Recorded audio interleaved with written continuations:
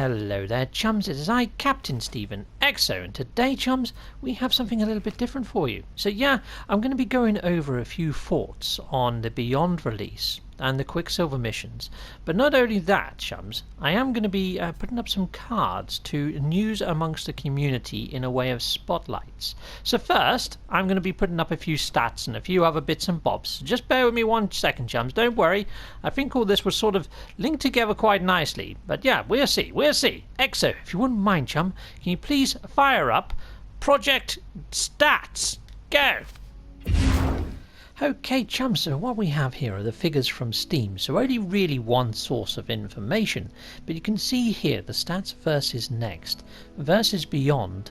There's been quite a sharp decrease in those Beyond when you compare it to Next, but I think there's good reason for this, chums, I really do. I don't think it's anything to be troubled by overly.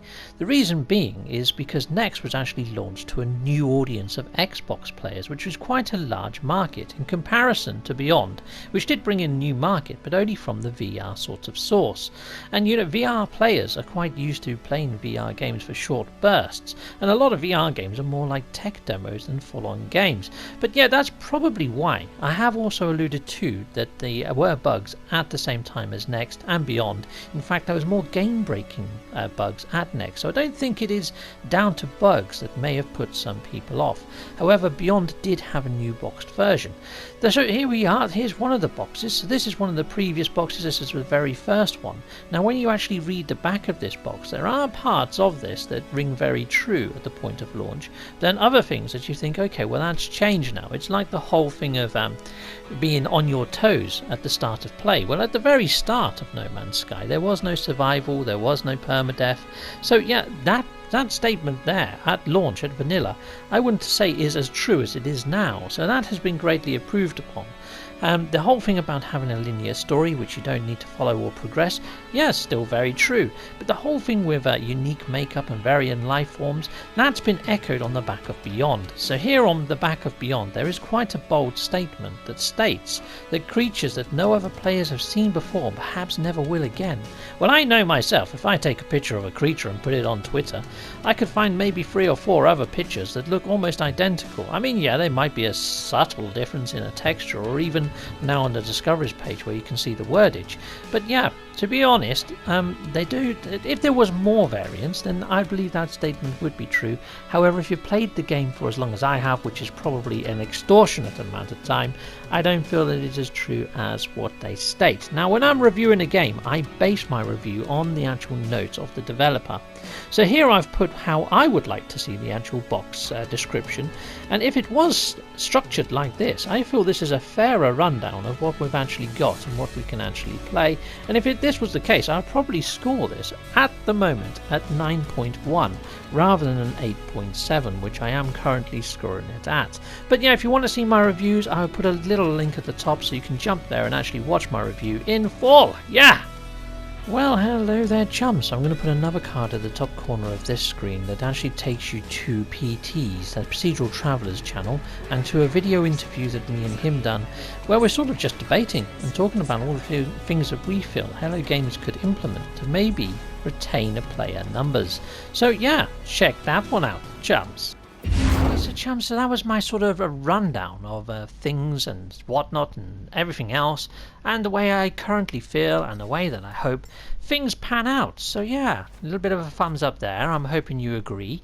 But right now, let's move on to cards. So something that's happened in the community recently is some of the base builders that got together and pieced together some awesome builds have done it again and put together a Viking type mining planet, which I was actually surprised. I got an invite to actually put down a base of my own, so I feel quite honoured to be amongst them. So I'm going to put a card up there for that. And yes, this is called Belagosi, the planet. So yeah, up there in that corner, just give that a click if you want to see that, and that would fill all your base building needs and wants. It's freaking amazing. Strongly urge you to check it out. Yeah, right, so next, if you're interested in the details of patch 2.13 and what that details for yourself being on whatever iteration, Zane's World's video covers that off really nicely. So I'm going to put a link to that one up there as well. So there you are. Yeah, so any of that stuff interests you, just click on the cards and watch them back, chums. So yeah, I thought I'd do it that way, rather than download segments of video and repeat the same information that's already out there. I'm just going to give you the frickin' links to where you can find the original source. Isn't that sweet? Anyway, so there you go. So I'm hoping you like that, and I'm hoping you like this new delivery. And yeah, let us know in the comments below if you did. Alright, so yeah, you guys out there, as always, you've been frickin' awesome. So yeah, thumbs up to you guys, and I'll see you again soon. Take care for now. Goodbye, goodbye, goodbye, goodbye. Okay, so a big thank you and a shout out to all of my Patreon supporters. Thank you very much there, guys. And if you want to see your name at the end of one of my videos like this one, there is a tier for that. It's £1.50 per month to appear on my Patreon. And yeah, but there are other tiers as well. So there's one there for £5 a month, which will get you on the tier for 3D ship models. I'm hoping to get, once I get a 3D printer from all the funds from Patreon, and I'll be shipping those out to people that have backed me on Patreon once or twice a year, depending on whereabouts you are in the world. And yes, I'm slowly but surely heading towards my goal, which is about £400. So thank you very much. I now have merch, yeah, so I've got quite a lot of different ranges, something there for pretty much everyone. So yeah, take a look at my Teespring store, which I've only just set up. If you want to support me in another way, there's always PayPal. The music for my videos was made by Nerve. Nerve is fantastic, please go check him out, he's on my featured channels list on my channel. Well, this guy is Kronos, and Kronos is quite into his food, but he's also into No Man's Sky adventures.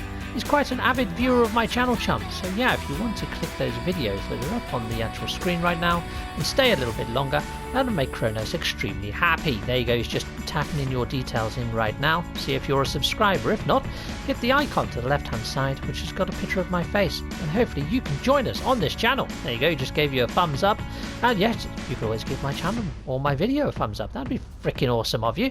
Anyway, take care for now, chums. Goodbye.